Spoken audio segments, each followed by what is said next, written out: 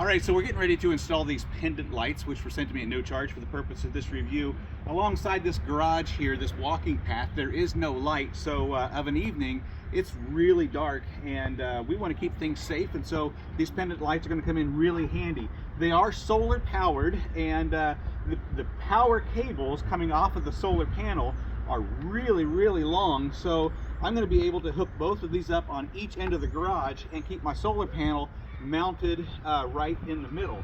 So the way this is going to work is you're just going to take your light and your solar panel, and it's got a really easy connector right here. Now these pendant lights are going to hang one of two ways.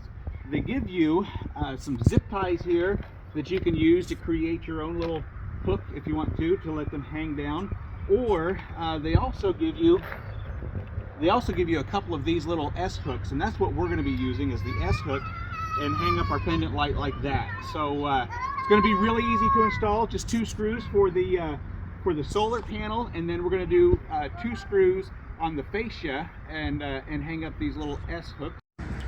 Okay, we went ahead and got these hung up underneath the eaves troughs here. It was really, once you have the right tools, it's really not too difficult to get these things installed.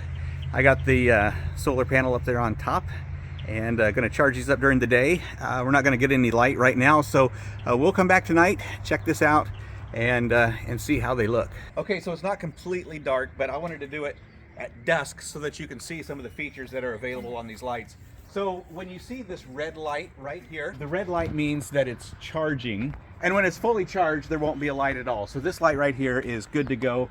We've had good sunlight throughout the day today, and I got the remote out here, going to show you how these work. So with the remote, I can turn them on one at a time. With the remote, you can have a white light, or there is a Y on the remote, and you can make that a yellow light.